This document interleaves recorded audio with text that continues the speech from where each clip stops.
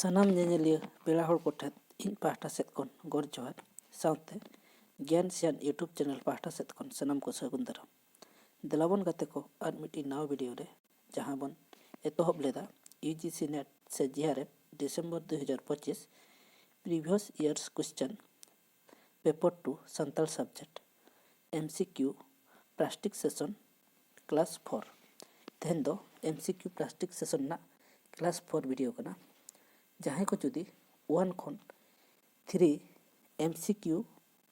Plastic video 1 खन 3 बाबन नेलका playlist में ओंडे खन बन नेल दाड़ेया जहाँ को नवा चैनल पुलू धा बन हेज कना उनको गोठे अरदास नवा चैनल बा सब्सक्राइब मा उना साथे बेल आइकन से घंटे बन दबामा एनकान आपे ठेज अडी लोगन नोटिफिकेशन सेटर और पुलू रे इना वीडियो बन नेल दाड़ेया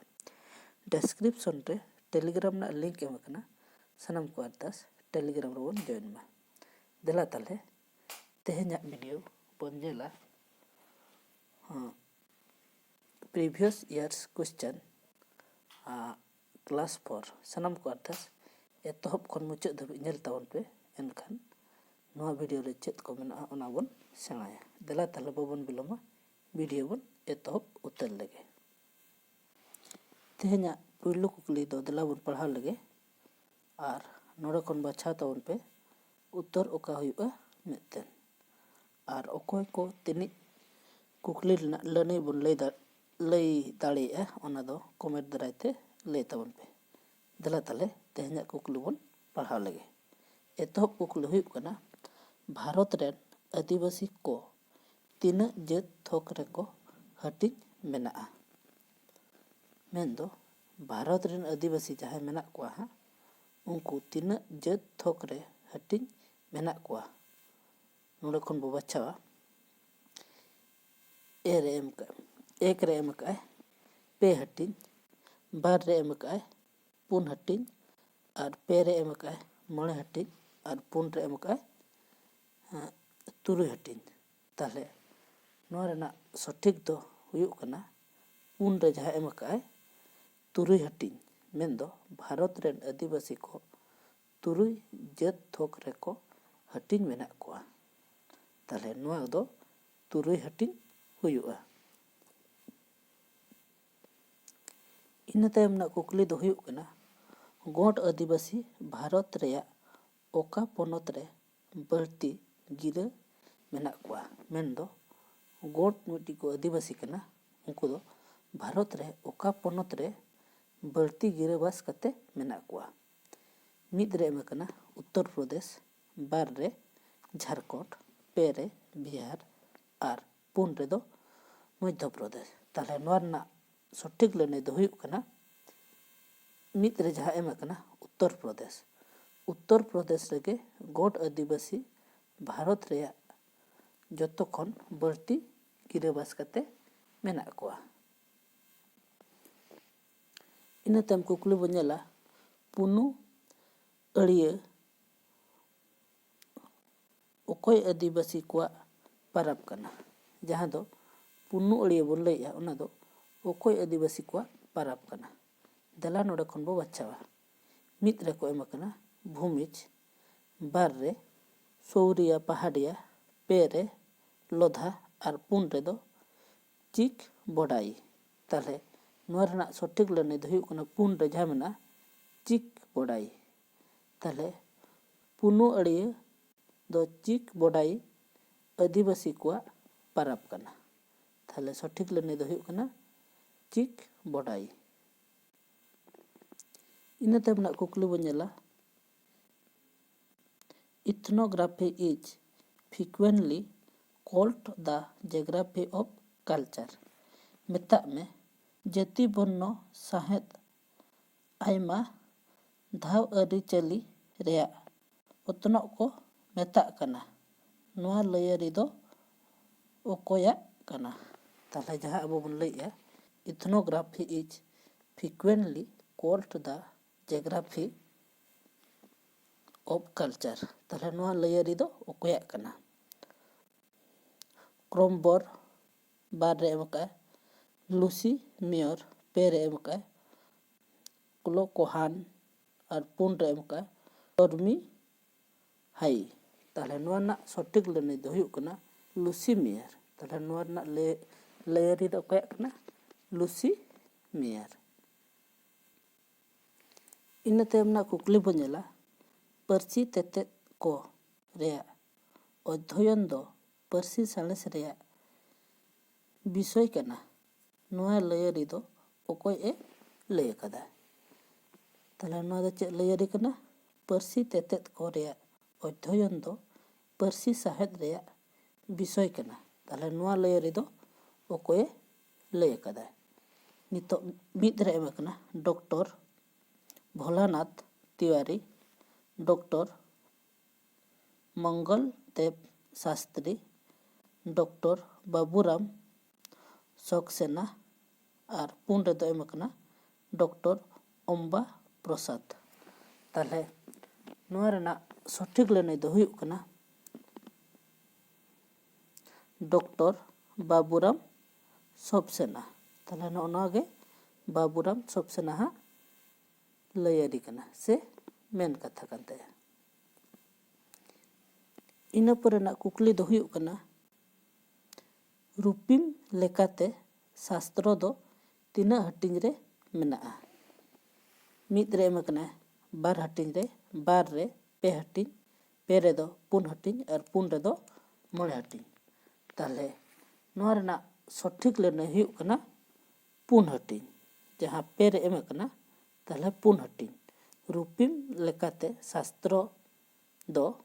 पे हटिंग रे मेनाआ इना तायम ना कुकली दो हुयुग कना तारासिंह रे ओका समास मेनाआ जहां अब तारासिंह अड़ा बोन लैया ओना दो ओका समास मेनाआ मिद रे एम कना बहु ब्र समास बार रे एम कना तत्पुरुष समास पे रे एम कना दिगु समास और पुन रे एम कना द्वंद्व समास ताले नोआ रेना सठिक लैंग्वेज दो हुयुग कना पे रे जहां एम कना दिगु समास ताले दिगु समास तो तारासिंह रेना समास कना इना तायम ना कुकली हुयुग कना अनुसार ᱧᱩᱛᱩᱢ सबाद दो ओ खन बेनाव कना ताले ᱧᱩᱛᱩᱢ सबाद दो ओ खन जहां बेनाव कना ओना को दो हुयुग कना नोडा खन बो बछावा मिद रे एम का ᱧᱩᱱᱩᱢ बार रे कजनुम पे रे गुनुन कजनुम और पुन रे दो गुनुन ताले नोआ रेना सठिक लैंग्वेज दो हुयुग कना पे रे जहां एम का गुनुम कजनुम नगे अनुसार ᱧᱩᱛᱩᱢ सबाद दो ओ खन बेनाव कना ताले गुनुम कजनुम नोआ रेना सठिक लैंग्वेज दो इना तायम रेना कुकली हुयुग कना तोपति आज बाबावा ᱧᱩᱛᱩᱢ दो चेद ताहे कना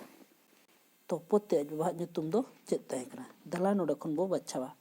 मिद रे एम कना व्याय देव बार रे एम कना चंद्रदेव पे रे एम कना सूर्यदेव और पुन रे एम कना महादेव ताले नोआ रेना सठिक लैंग्वेज दो हुयुग कना जहां बार रे एम कना चंद्रदेव इना तायम ना कुकली बन नेला बांग्ला साहित्य रेना पहिल महाकाव्य दो ओका कना मेन दो जहां अब बांग्ला साहित्य ना ओना दो पहिल उतर ना महाकाव्य दो ओका कना मिद रे एम कना मेघनाथ बौद्ध बार रे एम कना पलाशर युद्ध पे रे एम कना ब्रुनो संहार और पुन रे एम कना महाभारत ताले नोआ रेना सठिक लैंग्वेज दो मेनाआ मिद रे जहां मेनाआ मेघनाथ बंदो दो बांग्ला साहित्य रेना पहिल महाकाव्य कना इना तायम ना कुकली अब बन नेला मुंशी प्रेमचंद आ ओका गामाम दो रचित्र प्रधान गामाम कना ताले नोडे खन बो बछावा मिद रे एम कना सेवा सदन बार रे एम कना निमोलिया, पे रे एम आकना गोदान और पुन रे एम आकना प्रेमा श्रमो। ताहले नोआ रेना सठिक लैनाय दो हुयुग कना बार रे जहां मेनाआ निमोला। नोआ ना सठिक लैनाय दो हुयुग कना निमोला। ताहले मुंशी प्रेमचंद निमोला गामाम दो चरित्र प्रधान गामाम कना। इना तायम ना कुकली बन नेला सामवेद रे तीना उपनिषद मेनाआ। जहां अब वेद बो लैया ओना भितरी खन सामवेद रे तीना उपनिषद मेनाआ। मिद रे एम आकना 16 गोटांग, बार रे एम आकना 19 गोटांग, पे रे एम आकना 31 गोटांग और पुन रे एम आकना 32 गोटांग। ताहले नोआ रेना सठिक लैनाय दो हुयुग कना पे रे जहां एम आकना 31 गोटांग। 31 गोटांग दो सामवेद रेया उपनिषद मेनाआ। ताहले सामवेद रे दो तिनिट टी मेनाआ 31 गोटांग उपनिषद मेनाआ।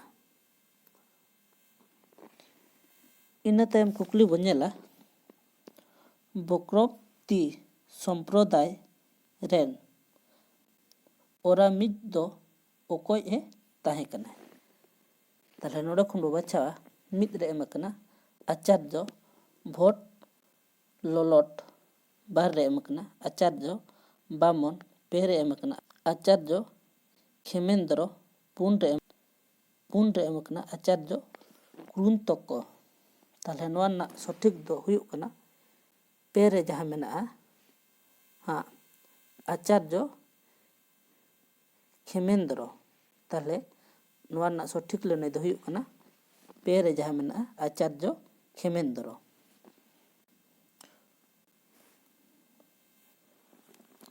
तेहेना मुचाद कुकली गीति काव्य रेया तीना गुण मेनाआ। ताहले गीति काव्य रेया दो तीना गुण मेनाआ। मिद रे एम आकना बारया, बार रे एम आकना पिया, पे रे एम आकना पुनिया और पुन रे दो एम आकना 9 गोटांग। ताहले नोआ रेना सठिक लैनाय दो हुयुग कना पे रे जहां एम आकना पुनिया।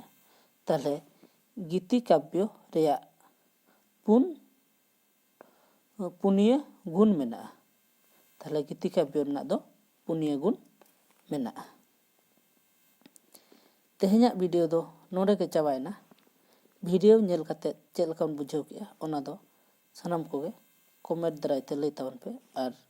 वीडियो बन कुसियादा खान लाइक माबन ओना सावते जोटाव को गाते ठेबन शेयर मा और जहां को पुलू धा बन नेलया नोआ चैनल उनको कोठे अरदास नोआ चैनल बो सब्सक्राइब मा ओना सावते बेल आइकन से घंटी हबन दबाव मा एनखान आपे ठेद अडी लगन नोटिफिकेशन सेटेरवा और पुलू रे इना वीडियो बन नेल दाड़ेया। डिस्क्रिप्शन रे टेलीग्राम ना लिंक एम आकना सनम को अरदास टेलीग्राम रे बन जॉइन मा और मा ताहले वीडियो नेल लगी अडी अडी सरहाव। मा ताहले दोड़ाते इन पाहटा सेद खन गोड और जोहार।